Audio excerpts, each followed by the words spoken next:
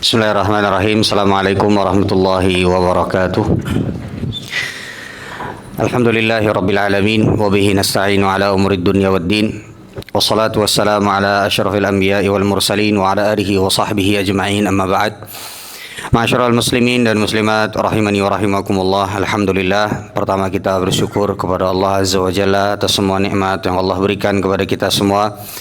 Semoga Allah Subhanahu wa taala merahmati kita semua, mengampuni dosa-dosa kita semua, dan semoga Allah menjadikan kita orang-orang yang selalu bisa istiqamah di atas kebaikan sampai nanti Allah mewafatkan kita semua. Amin ya rabbal alamin.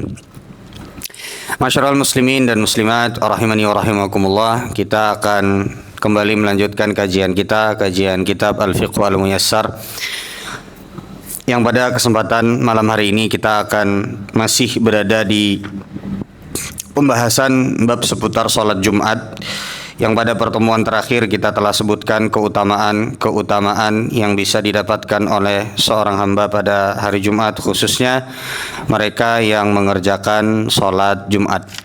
Baik, ada beberapa hal yang insya Allah akan kita bahas pada kesempatan kali ini, yaitu adalah terkait dengan hukum sholat Jumat. Sudah ya pertemuan ini? Sudah ya. Nah, baik, kita akan masuk ke dalam syarat sahnya Jumat, syarat sahnya sholat Jumat. Ada beberapa syarat. Jadi sholat Jumat itu juga ada syaratnya, yang kalau tidak terpenuhi berarti tidak sah sholat Jumatnya. Nah, jadi ini bagi person ataupun juga bagi penyelenggara sholat Jumat. Nah, yang pertama, jamaah sekalian, penulis di sini mengatakan syarat yang pertama dari syarat-syarat sah sholat Jumat adalah al-waktu. Harus terlebih dahulu masuk waktunya. Penulis mengatakan fala tasihhul jum'ah qabla waqtiha. Tidak sah sholat Jumat sebelum waktunya. Wala ba'da waqtiha bil ijma'. Dan begitu pula tidak sah sholat Jumat itu bila dilakukan setelah waktunya bil ijma', dengan kesepakatan para ulama. Qala ta'ala, berkata Allah Subhanahu wa taala, berfirman Allah Subhanahu wa taala, innas salata kanat 'alal mu'minina kitaban mawquta. Sesungguhnya salat itu sudah ditentukan bagi orang-orang yang beriman waktunya. Nah, sekarang jamaah sekalian, para ulama itu berbeda pendapat. Waktu Jumat itu kapan? Karena ternyata waktu Jumat itu menurut sebagian ulama berbeda dengan waktu zuhur. Ulun akan coba jelaskan seringkas-ringkasnya. Baik. Pendapat yang pertama adalah pendapat mayoritas para ulama, dan ini kebanyakan para ulama berpendapat dengan pendapat yang ini. Adalah sholat Jumat itu waktunya sebagaimana sholat zuhur. Maka apabila ada orang yang melaksanakan sholat Jumat sebelum sholat atau sebelum waktu sholat zuhur, maka sholat Jumatnya tidak sah. Ya, maka prosesi Jumatnya tidak sah. Semisal di wadah kita, misal sholat Jumat itu sekarang jam berapa? Jam sekarang 12:23. Lalu ada orang yang mendahulukan azan Jumat, khotibnya berdahulu naik ke atas mimbar. Jam 12 khotib sudah naik. Masih ada 23 menit lagi. Jam 12 khotib sudah naik. Maka menurut mayoritas para ulama, itu sampai ke sholat Jumatnya nggak sah. Ustadz, kami kada sholat Jumat di jam 12 karena khutbahnya 23 menit. Iya, tapi itu merupakan prosesi Jumatan secara keseluruhan. Itu dihitung mulainya adalah dari khutbah Jumatnya. Saya dimengerti sampai sini jamaah sekalian? Baik. Jadi menurut mayoritas para ulama, jumhurul ulama, diantaranya ulama dari madhab Al-Hanafiyah, Imam Abu Hanifah, juga dari kalangan madhab Imam Malik, dari kalangan madhab Imam Syafi'i, maka tidak sah Jumatan itu apabila dimulai sebelum waktu zuhur. Ini nggak sah. Nah, pendapat yang kedua adalah pendapat dari madhab Imam Ahmad bin Hanbal. Qalu bi anna awwala waqtiha huwa awwalu waqti salatil Id. Awal waktu sholat Jumat itu adalah awal waktu sholat Id. Nah, jadi besongsong. Nah, jadi besongsong. Jadi kalau kita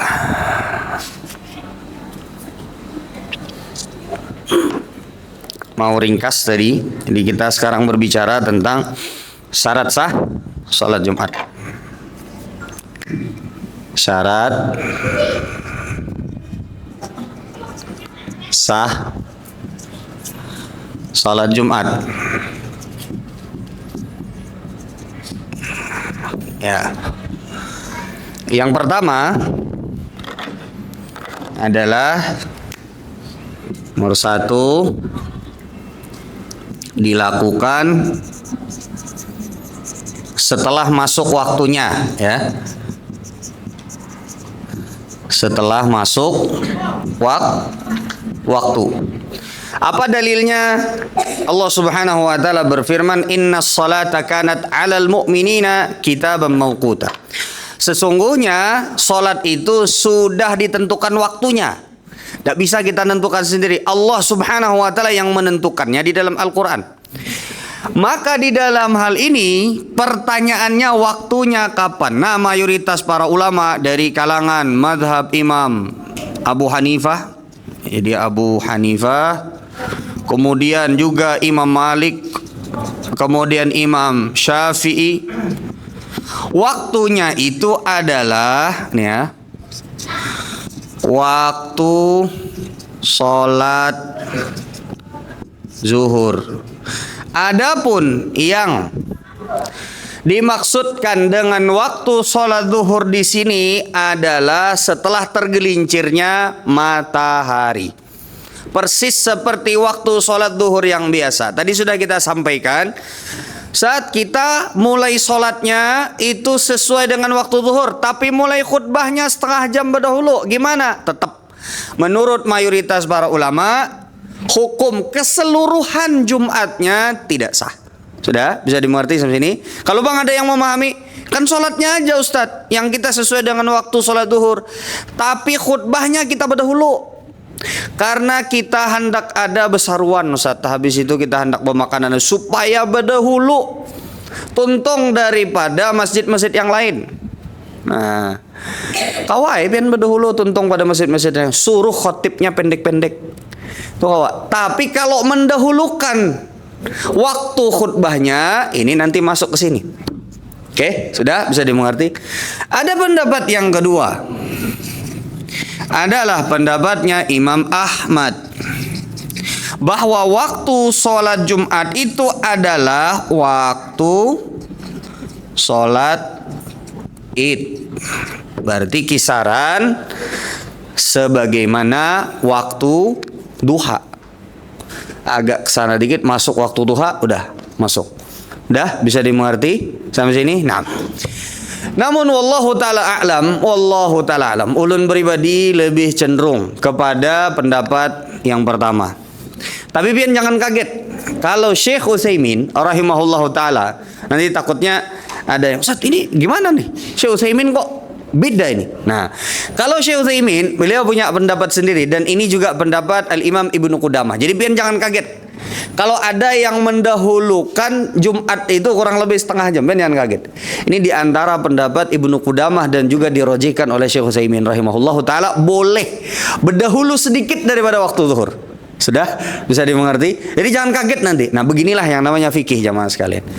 Inilah yang namanya fikih. Tapi wallahu taala alam, ulun menyarankan, ya apalagi saat ini kita secara kebiasaan dan juga secara yang dikenal oleh masyarakat, ya, kita biasanya pakai mazhabnya mayoritas para ulama. Maka ulun tidak menyarankan kepada pian untuk menggunakan mazhab yang berdahulu setengah jam atau 45 menit. Kalau pina tumbur, kalau pina tumbur, ini Wahabi aliran mana pulang ini. Sudah Wahabi dah aliran mana pulang. Nah, ini lebih parah lagi, ya kan?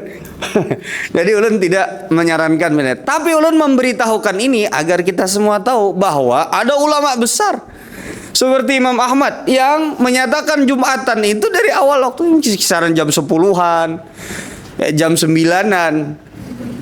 Baik, bisa dimengerti sampai sini? Nah, ini pendapat yang pertama, ini adalah masalah yang pertama, yaitu adalah dilakukan setelah masuknya waktu. Tapi sekali lagi, ulun ya apa namanya? Apalagi di wadah kita nih bilang hampir kada ada jamaah sekalian. Nang Jumatan itu menggunakan pendapat ini. Ulun rasa hampir tidak ada. Ulun tidak tahu. Ada apa enggak ya? Ada apa enggak ya? Enggak ada ya. Kalau di Jawa ada enggak? Pernah dengar nggak? Ulun pernah dengar di Jogja itu ada waktu sendiri untuk sholat Jumat gitu.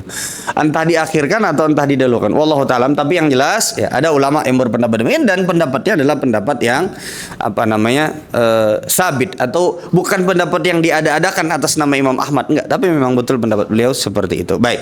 Kemudian jamaah sekalian, ya.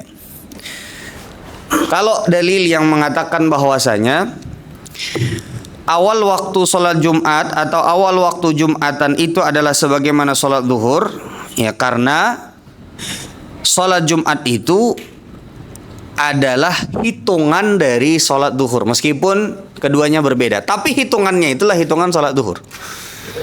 Karena makanya tidak dilakukan di waktu asar, makanya tidak dilakukan di waktu subuh, sehingga waktu yang paling dekat adalah waktunya waktu sholat zuhur. Nah, kemudian yang berikutnya jamaah sekalian, yang berikutnya, yang kedua, di antara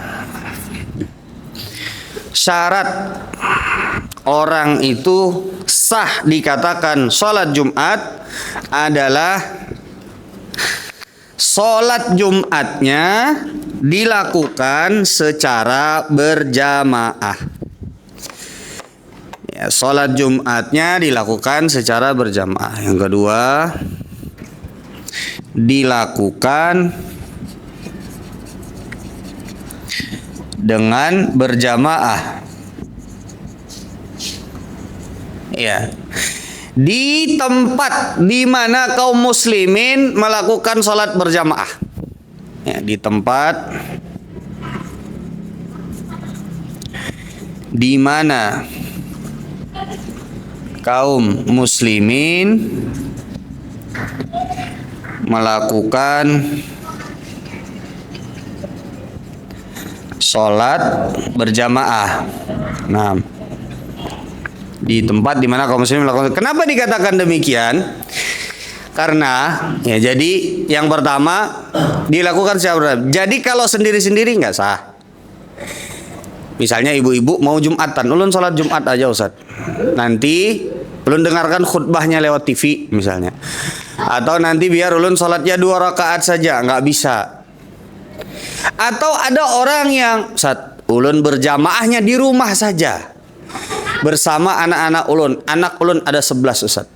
Jadi di rumah aja, nggak bisa. Kenapa? Karena di tempat berjamaah bagi kaum muslimin. Yang ketiga adalah kenapa disebutkan dilakukan dengan berjamaah di tempat di mana kaum muslimin melakukan sholat berjamaah? Karena ada keadaan di mana kaum muslimin itu berjamaah untuk sholat Jumatnya tidak di masjid. Misalnya seperti di tempat kaum muslimin itu minoritas. Kadang mereka harus sewa gedung untuk Jumatan. Dan gedung itu bisa dijadikan sebagai misalnya untuk acara yang lain. Tapi untuk setiap Jumat mereka pakai di situ. Bisa dimengerti sampai sini? Nah, sudah bisa dimengerti. Nah, jadi yang kedua dilakukan dengan berjamaah di tempat di mana kaum muslimin melakukan sholat berjamaah. Jadi tadi artinya begini. Ya. Artinya kita bisa tarik di sini. Pertama, tidak bisa dilakukan sendiri, ya, tidak bisa dilakukan sendiri karena syaratnya harus berjamaah. Yang kedua, tidak bisa dilakukan di rumah masing-masing meskipun berjamaah. Tidak bisa dilakukan di rumah masing-masing meskipun berjamaah. Ibun berjamaah. Yang ketiga, nah kenapa sampai demikian? Yang ketiga sini ya, kalau tulis ya. 1, 2, 3. Boleh atau sah dilakukan sholat Jumat ya dalam keadaan tertentu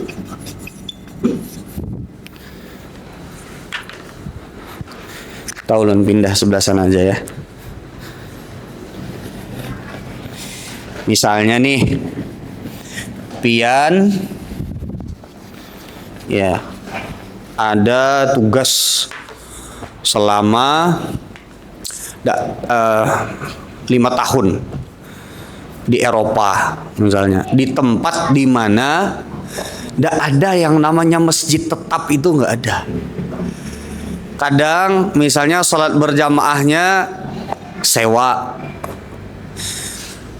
atau di tempat yang kecil. Tapi untuk Jumatan yang kaum muslimin berkumpul dari berbagai macam tempat untuk menuju satu tempat sehingga sholat berjamaah bareng, itu nggak cukup kalau seandainya di tempat sholat 5 waktu biasa. Akhirnya sewa gedung tiap Jumat. Ini boleh. Sudah bisa dimengerti sebenarnya. Tapi ini kalau di tempat kita ulun rasa nggak kebayang. Tapi kalau pian suatu ketika ada tugas, mungkin kemana, ke luar negeri, di tempat di mana nggak ada Jumatan kecuali di gedung yang mereka sewa, sholatlah Jumat di situ. Sudah bisa dimengerti sampai sini. Nah, baik. Kemudian yang berikutnya, pertanyaannya sekarang, ya pertanyaannya, tadi kan sholat berjamaah. Ya, tadi sholat berjamaah. Nah sekarang yang dikatakan sholat berjamaah itu berapa orang untuk Jumatan? Ini masih di sini ya, dilakukan secara berjamaah. Pertanyaannya sekarang, sholat Jumat minimal terhitung berjamaah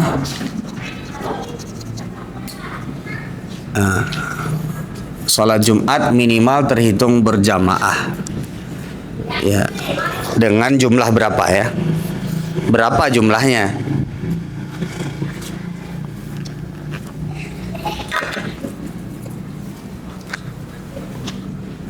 Dengan jumlah berapa orang. Nah, kalau seperti pendapatnya Imam Syafi'i, maka minimal 40. Minimal berapa? 40. Jadi ini diantara pendapat adalah minimal 40. Karena dulu awal kali Rasulullah Shallallahu Alaihi Wasallam Jumatan itu 40 orang. Jadi para ulama menyebutkan, diantara Imam Syafi'i, oh berarti Rasulullah memulai sholat Jumat itu kok nggak sebelum-sebelumnya? Maka mereka menyimpulkan karena sebelumnya orangnya nggak nyampe 40. Sehingga ketika sudah sampai 40 baru dilaksanakan sholat Jumat. Maka menurut pendapat 40 orang minimal, ini 40 orang yang wajib Jumat ya. Ini perlu kita perhatikan. 40 orang yang wajib Jumat itu gimana? Jadi anak kecil nggak dihitung, ya kan? Musafir nggak dihitung, meskipun dia sholat Jumat, tapi nggak dihitung.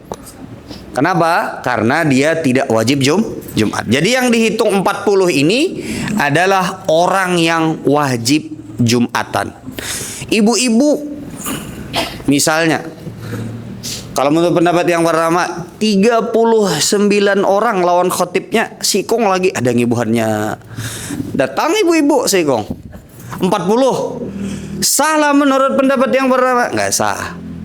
Berarti kalau menurut pendapat yang pertama, sholatlah sholat zuhur. Kadang-kadang lawas, kadang datang-datang juga. Ya, kalau di wadah kita ulun rasa ini susah untuk dapat kasus kayak begini. Karena rata-rata alhamdulillah orang Jumatan itu pada sholat semua. Meskipun ragam macam sholat Jumat orang berbeda-beda. Ya, ada nang Jumatan tuh, ya kan, nang kayak jarulun gawiannya mencucuk pentol, kada mendengarkan khutbah adanya mencucuk pentol. Ada nang gawiannya Jumatan tuh main game, memicik HP. Ya, ada nang gawiannya ya Jumatan itu ya warawiri ya di luar situ. Kada mendengarkan kada. Nah, jadi seperti itu. Tapi alhamdulillah di wadah kita nih ngalih mencari masjid yang kurang dari 40 orang itu ngalih. Kebanyakannya insya Allah lebih. Ini di Baitur Rahman nih, sampai ke belakang lah biasalah. Oh, sampai ke belakang berarti pasti lebih dari 40, ya kan? Kalau sampai ke belakang bisa berapa? 200 itu ada. Nah, sudah bisa dimulai. Ini pendapat yang pertama. Nah, pendapat yang kedua, jadi berapa jumlahnya tadi ya?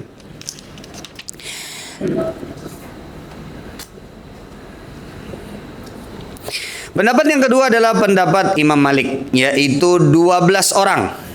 Ya, 12 orang. Kemudian pendapat yang ketiga adalah Imam Abu Hanifah. Ya, pendapat beliau adalah cukup satu orang imam, satu orang makmum. Jadi kita bisa bukan di sini. Ini tadi pendapatnya Imam Syafi'i dan Imam Ahmad. Kalau Imam Malik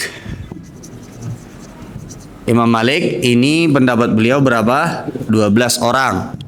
Afan, ini minimal ya. Minimal. Jadi 12 orang yang wajib Jumat. Nah, minimal. Imam Malik. Ya. Kenapa kok 12 orang? Ada satu kejadian jamaah sekalian di zaman Nabi SAW. Itu dalam sebagian riwayat, ini yang dijadikan oleh Imam Malik sebagai dalil. Jadi di zaman Nabi SAW ada masa di mana paceklik itu berkepanjangan. Dan pada saat itu kebutuhan itu ya sangat mendesak sekali. Pas kena Jumatan. Kemudian Rasulullah SAW berkhutbah. Pada saat di tengah khutbah Jumat datanglah bekal atau makanan. Karena saking laparnya para sahabat Nabi SAW atau sebagian dari para sahabat Nabi SAW, diriwayatkan hanya tersisa 12 orang yang pada saat itu ada bersama Rasulullah Sallallahu Alaihi Wasallam. Dalam sebagian riwayat disebutkan semacam itu. Berarti kata Imam Malik, kalau 12 orang sholat Jumatnya Rasulullah Sallallahu Alaihi Wasallam masih diteruskan, berarti minimalnya berapa? 12. Karena kalau seandainya 40, maka sudah nggak diterusin sama Rasulullah Sallallahu Alaihi Wasallam. Kenapa? Karena yang ada pada saat itu yang tersisanya berapa? 12. Lalu kemudian ditegur oleh Nabi Sallallahu Alaihi Wasallam. Para ulama memberikan banyak tafsiran. Sebagian menyebutkan ini di awal-awal Islam. Ya, ini di awal-awal Islam atau di awal-awal Jumatan. Disyariatkannya Jumatan. Sebagian belum memahami, belum maklumi. Dan sebutkan juga yang demikian itu terjadi pada sebagian para sahabat Nabi yang baru saja masuk ke dalam Islam. Dan ada beberapa tafsiran di kalangan para ulama terkait dengan masalah tersebut. Tapi yang jelas dari mana datangnya 12 ini? Karena 12 lah yang tersisa bersama Rasulullah Sallallahu Alaihi Wasallam. Sudah bisa dimengerti. Nah, yang ketiga adalah pendapatnya minimal ya satu orang selain imam. Ini pendapatnya Imam Abu Hanifah. Jadi kalau pian cuman berdua, jadi ulun dulu pernah jamaah sekalian. Jadi di Salatiga tempat pesantren ulun dulu di Al Irsyad. Itu dulu kita itu kadang-kadang sebagian santri itu diminta bantuan untuk khutbah di gunung. Masjidnya ada, tapi orangnya nggak ada. Masjidnya ada tapi orangnya nggak ada. Karena kalau Salatiga naik ke atas agak ke tengah-tengah pegunungan Merbabu, kan dia di tengah Merbabu tuh. Apa namanya, kan dia di bawah Merbabu. Itu di situ tempat tansir atau tempat pengkristenan yang paling dahsyat. Makanya universitas Kristen terbesar itu Satya Wacana itu ada di mana? Salatiga. Itu udah paling dahsyat, udah paling gede itu. Jadi santri itu dikirim ke atas. Ulun tidak pernah, karena yang dikirim ke sana pasti santri-santri senior dan istimewa, bisa khutbah, ya, bisa imam. Itu orang-orang tertentu. Ya. Suatu ketika, ulun pernah nanya sama teman ulun yang baru datang. Dari mana? Jumatan. Di mana? Sana di gunung. Berapa orang? Ternyata ada berapa? Kadang itu 5, kadang 3. Terus kata dia, Jumatan yang kali itu pas dia khutbah cuman ada 1 orang. Jadi dia imam 1 orang lagi, makmum udah ditunggu-tunggu, nggak datang-datang. Nah, jadi cuman berapa? 2. Nah, menurut mazhabnya Imam Abu Hanifah itu sah. Tapi kalau menurut pendapat yang lain, misalnya naik nih Imam Malik 12. Kalau cuman berdua aja itu sholat zuhur. Malah justru nggak boleh sholat Jumat. Kenapa? Karena syarat sahnya terpenuhi. Kalau menurut Imam Malik ini 12. Kalau menurut mayoritas para ulama, Imam Syafi'i dan Imam Ahmad itu berapa? 40. Sudah bisa dimengerti sampai sini. Nah, nggak ada yang lebih minimal dari 1 nih, nggak ada Pak. Nggak ada.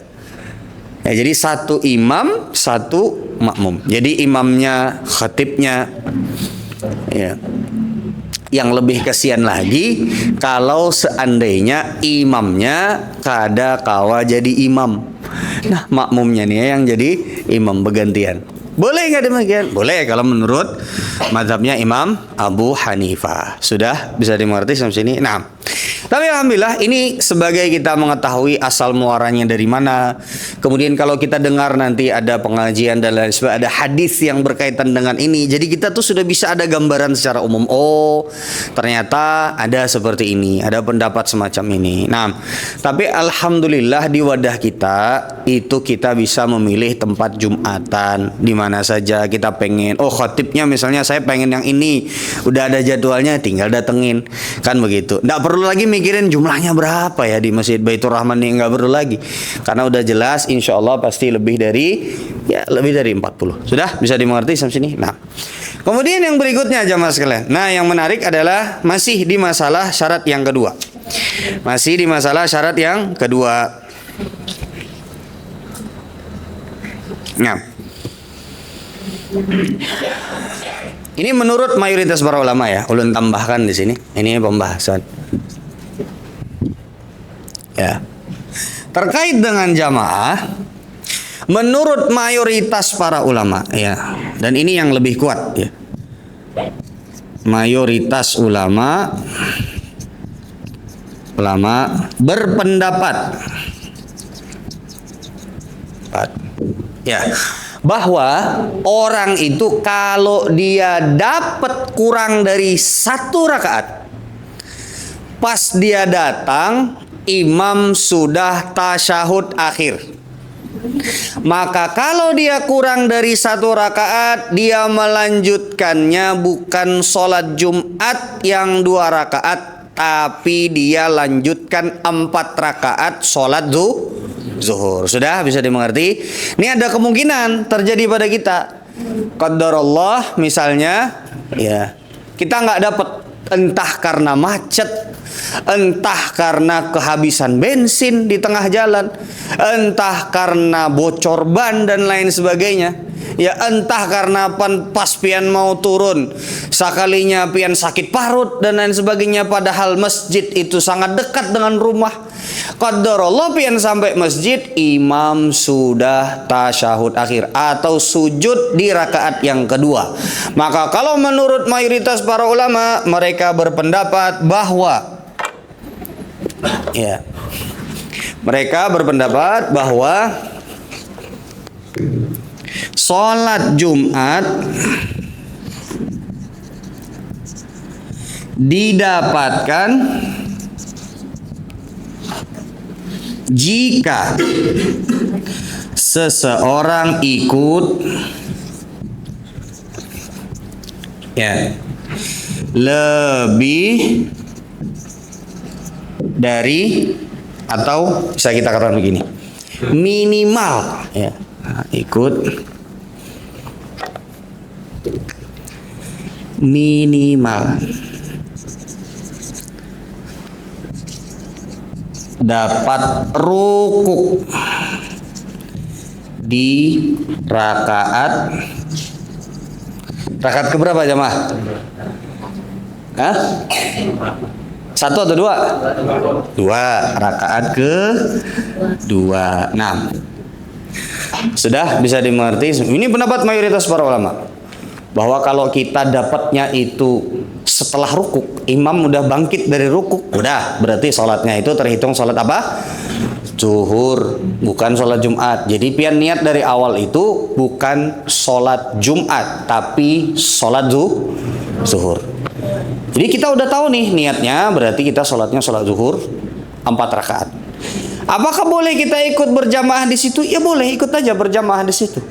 Nah, kalau berlambat dengan sengaja berdosa, berarti terhitung sebagai seseorang yang melalaikan Jumat.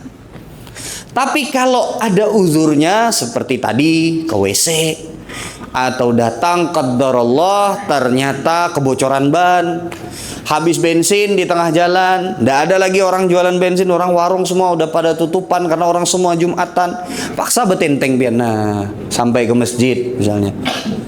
Sampai di masjid, imam sudah bangkit dari rukuk dari rakaat yang kedua. Oh, kalau begitu meskipun kita tidak berdosa, dan insya Allah Allah sudah mengganjar kita dengan pahala Jumat, cuman tata cara sholatnya jangan sholat Jumat, tapi sholatnya niatnya adalah sholat zuhur, dan bukan 2 rakaat tapi 4 rakaat. Sudah bisa dimengerti? Nah, azan nggak? Berapa menit lagi? Baik. Kemudian yang berikutnya, ini bisa dimengerti ya. Nah, ini pendapat mayoritas para ulama. Di antaranya adalah Imam Malik, Imam Syafi'i, Imam Ahmad bin Hanbal. Baik. Kemudian yang ketiga syaratnya adalah al-istitan. Apa yang dimaksudkan dengan al-istitan? Nah, ini penting sekali jamaah sekalian. Karena dulu padahal ini nggak boleh.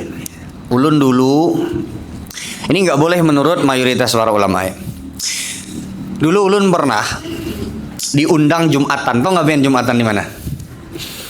Ini ulun nggak tahu dulu di pesantren.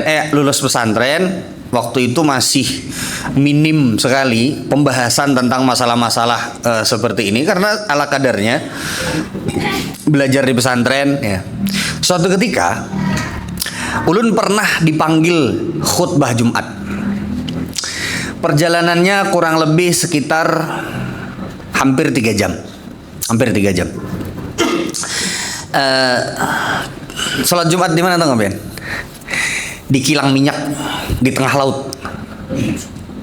Ya, jadi mereka di situ Muslim semua. Jumlahnya waktu itu kalau nggak salah pekerjanya di situ itu gede aja mas sekalian. Jadi yang tempat ngebor minyak itu, lihat, itu ulun dipanggil ke situ. Nggak tahu. Ustaz minta khutbah Jumat, pas khotibnya berhalangan Jumat ini. Ya, ulun, oke, siap, insya Allah, bismillah. Nanti dijemput Ustaz, siap. Kan bertakun juga di mana Jumatannya. Ya Ustaz, bosong Ustaz. Ya, sekitar jam 9. Jumatan kok jam 9. Ini udah curiga ini ulun. Nah, itu ulun di Kaltim. Jadi namanya Handil, bukan Handil Bakti ya. Handil Senipah kalau pian tahu itu di Kaltim. Ya, Handil Senipah ya. Itu dulu sekarang Pertamina, kalau dulu Total namanya. Ya. Jadi ulun kaget, kok dibawa ke sini gitu loh kan. Ustaz, Naik kapal, Ustaz? Iya, naik kapal, oke. Kok nggak nyampe nih?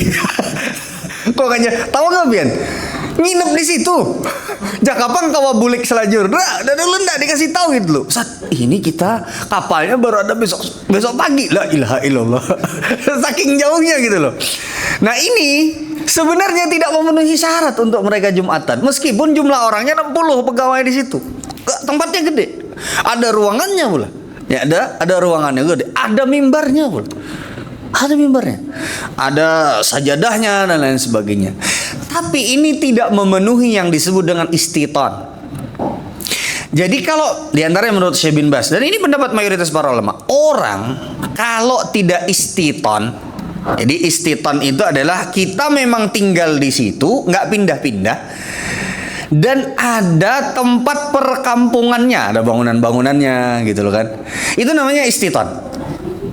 Itu syarat kalau kita mau Jumatan. Syarat wajib sekaligus syarat sah. Kita nggak wajib Jumatan, dan kalaupun Jumatan, diantaranya disebutkan oleh Syekh bin Baz, nggak sah kita kalau Jumatan. Harusnya kita sholat zuhur. Sudah bisa dimengerti sampai sini, jamaah sekalian?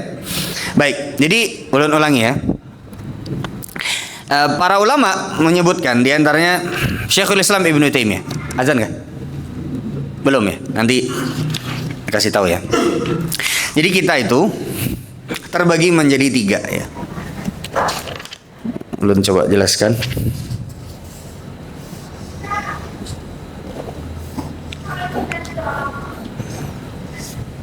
Jadi kita itu jamaah sekalian, kalau dalam pandangan kacamata fikih, orang Jumatan itu terbagi menjadi 3. Ini ya, syaratnya adalah tadi istiton. Baik. Kita itu terbagi menjadi 3, jamaah sekalian.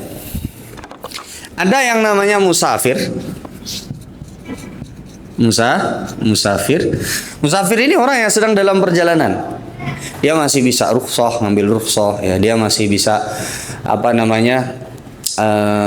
nggak sholat Jumat juga nggak apa-apa. Dan kalaupun dia sholat Jumat misalnya di tempat yang terpenuhi syarat-syarat sholat Jumat, sah.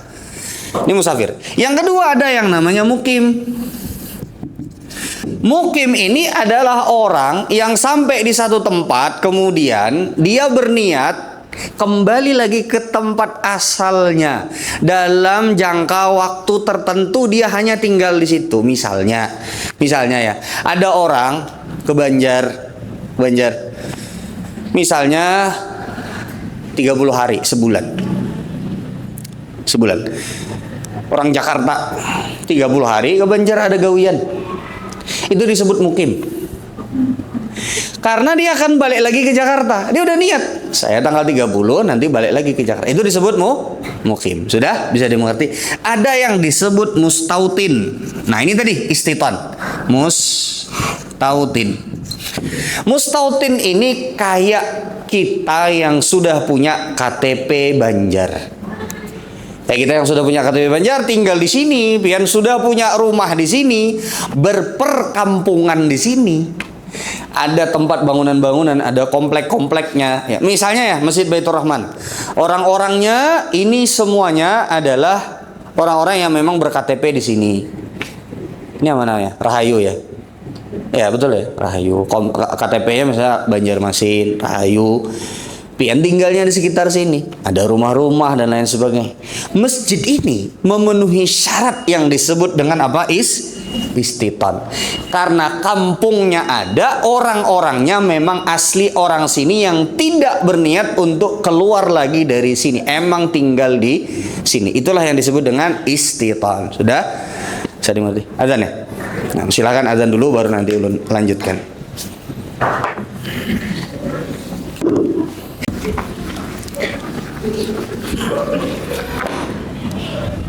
Baik, berkaitan dengan yang nomor 3, kita pindah sini ya. Jadi kita itu, sekali lagi, ini biasanya kalau jelasin masalah istiton ini ulun harus hati-hati, karena sering banget orang salah paham. Dikira ulun bilang musafir tuh nggak sah sholat Jumatnya. Ada yang bilang gitu. Padahal enggak. Nanti ulun coba jelaskan pelan-pelan. Nah, jadi syarat yang ketiga itu adalah istiton.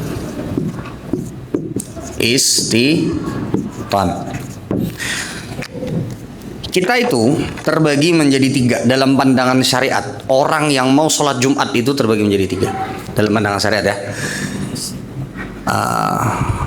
Kaum muslimin itu dalam masalah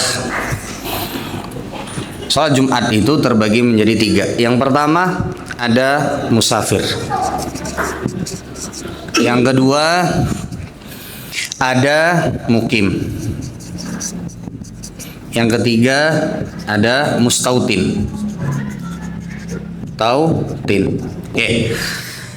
Musafir ini bagaimana? Orang yang sedang dalam keadaan bersafar. Entah itu orang yang sedang di perjalanannya atau orang yang mampir. Menurut mayoritas para ulama kurang dari 4 hari. Oke, orang Jakarta ke Banjar cuma 2 hari. Dia tahu dia akan pulang setelah 2 hari. Udah beli tiket bolak-balik. Nah, ya, itu termasuk musafir.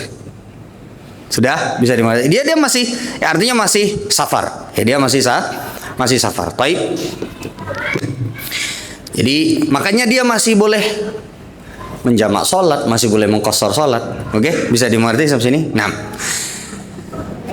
musafir ini memiliki beberapa hukum. Perhatikan di sini. Ini jangan sampai salah ya. 1. Kalau mereka orang-orang yang musafir, semua musafir kumpul untuk mendirikan sholat Jumat, maka sepakat para ulama nggak sah. 40 ikung berkumpul musafir. Ya tadi di atas kapal tadi, di atas yang tadi. Itu harusnya nggak sah sholat Jumat. Kenapa? Karena semua musafir. Atau paling tidak semuanya mukim gitu. Atau misalnya pian perjalanan 3 bis. Perjalanan naik ke gunung apa misalnya? Gunung misalnya Merbabu atau Gunung Merapi misalnya di Jawa, orang Banjar, mahasiswa Mapala misalnya berangkat 3 bis. 3 bis itu 1 bis 40. Berarti kali 3 120. Naik kapal semua perjalanan. Naik gunungnya mulainya hari Kamis. Di tengah-tengah nggak ada masjid, nggak ada pemukiman. Mereka bikin, salah seorang dari mereka, kamu kan dari pesantren nih, yuk kita Jumatan. Dibikinlah ya tempat di gunung, ditata tempatnya. Lalu kemudian mereka 120 orang tadi ya, 40 kali 3 misalnya, 120 orang tadi menunjuk salah satu untuk jadi imam dan khatib. Maka dalam hal ini karena mereka semua musafir, maka sholat Jumatnya tidak sah, karena harusnya mereka sholatnya sholat apa? Zuhur. Sudah bisa dimengerti? Nah, jadi jika seluruh jamaah adalah musafir, atau seluruh yang Jumatan itu semua musafir, maka tidak sah sholat Jumatnya. Baik, sudah bisa dimengerti? Yang kedua nih, kalau musafirnya itu nyempil ikut Jumatan, tapi di tempat orang-orang mustautin. Ada orang musafir dari Jakarta, lalu sholat Jumat di Masjid Baitur Rahman. Karena dia mau misalnya dari Jakarta, mampir dulu ke Banjarmasin pas hari Jumat. Sebenarnya tujuan dia ke Palangkaraya. Misalnya dia mampir dulu di sini, Jumatan di sini, maka Jumatannya terhitung sah apa tidak? Sah. Kenapa?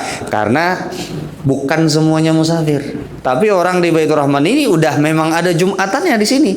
Dia cuman ikut aja nyempil di sini, ikut Jumatan. Boleh apa enggak? Boleh, dan sah Jumatannya, dia dapat pahala Jumat. Sudah bisa dimengerti? Nah, jika ya hanya person saja, person musafir ikut Jumatan di ya tempat orang-orang mustautin, maka boleh dan sah. Dan sah Jumatannya. Sudah? Bisa dimengerti sampai sini? Nah. Kemudian yang berikutnya mukim. Nah. Mukim ini sama seperti musafir. Cuman bedanya mukim ini orang yang sudah lewat batas dia sebagai musafir tapi masih tinggal di tempat tersebut. Cuman dia bakal pulang lagi dalam waktu dekat.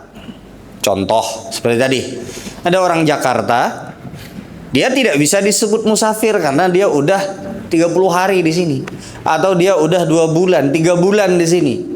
Dia cuman misalnya ada penelitian, ada kerjaan di sini 3 bulan di Banjarmasin. Maka dia disebut sebagai apa? Mukim di sini. Karena dia udah lewat dari masa musafirnya. Udah 3 bulan atau misalnya 6 bulan. Tapi dia tahu setelah 6 bulan, setelah 3 bulan dia bakal balik lagi. Maka mukim ini sama hukumnya dengan musafir. Kalau ada mukim yang 6 bulan hanya di Banjarmasin dan mereka semua mendirikan Jumatan, ya di satu tempat didirikan Jumatan atau pas lagi di Masjid Baitur Rahman nih, sabarataan orang mustautinnya ada mak ada nang kamana ada tersisa bubuhannya nang musafir nang mukim nih 40 orang misalnya, maka ini tidak terhitung sebagai Jumatan. Maka berarti mereka sholatnya sholat apa? Zuhur. Kalau mau Jumatan cari masjid yang ada mustautinnya. Bisa dimengerti sampai sini? Nah, adapun mustautin ini adalah orang yang tadi punya kriteria ini sama ya, sama dengan ini, sama juga dengan ini. Adapun mustautin ini adalah orang yang memiliki kriteria tadi, tinggal di sini tidak berpikir untuk keluar lagi, kecuali misalnya di hal yang dia tidak terduga. Dia udah KTP-nya sini, qadarullah. Misalnya dia udah KTP di sini, dia lahir di Banjarmasin, dia juga punya rumah di Banjarmasin, ya kan? Qadarullah, dia menikah sama orang Jakarta atau nikah sama orang mana gitu, luar. Ujar bininya, kita tinggal di sini aja. Saya di Jakarta, tinggal di sini aja. Ini ada usaha. Kemudian juga ini ada apa namanya? Pian kereda jual lagi keluarga di Banjar ya, habisan ya sudah di Banjar. Sudah gin, ke Jakarta aja gin. Udah, ulun syaratnya kalau pian mau nikahi ulun harus tinggal di Jakarta. Nah, misalnya gitu. Ah sudahlah karena bapak, ujar yang laki yang tadi. Padahal dia nggak mikir sebelumnya bahwasanya dia akan meninggalkan Banjarmasin yang dia cintai ini, dia nggak mikir gitu. Ya tapi demi dia bisa menikahi perempuan tersebut, apalagi sudah deh ini ada usaha. Misalnya anak perempuannya itu satu-satunya nih, abahnya tuha benar sudah, mamanya tuha benar sudah. Nah, lalu kemudian lanjutkan usahanya sudah jadi. Maka pas pulang bidangnya dengan bidang si laki-laki tersebut. Wah, segala kemungkinan itu mendukung dia untuk meninggalkan Banjarmasin. Pindahin KTP yang di sini. Nah, itu lain pulang kisahnya. Tapi selama dia tidak berpikir seperti itu, kita nggak tahu apa yang terjadi di masa depan, kan begitu? Kita nggak tahu. Tapi selama dia lempeng-lempeng aja, kecuali kayak tadi itu mendadak ada hal-hal yang misalnya di luar dari prediksinya dia, itu dia tetap hukumnya sebagai mustautin di sini. Karena dia nggak mikir ya bahwa dia akan keluar dari Banjarmasin suatu saat. Ternyata qadarullah ya, dia dapat tawaran semacam itu. Baru dia keluar pindah KTP. Nah, sudah berarti dia mustautinnya pindah kemana? Ke Jakarta. Sudah? Bisa dimengerti. Artinya, ulun pengen jelaskan, mustautin ini adalah orang yang tidak berpikir untuk meninggalkan tempat tersebut dan dia tinggalnya di situ, ada tempatnya, ada rumahnya, ya, ada perkampungannya. Dan dia tinggal di situ. Kalau bahasa sekarang KTP-nya itu KTP orang sini. Nah, itulah yang disebut dengan apa? Mustautin. Sudah?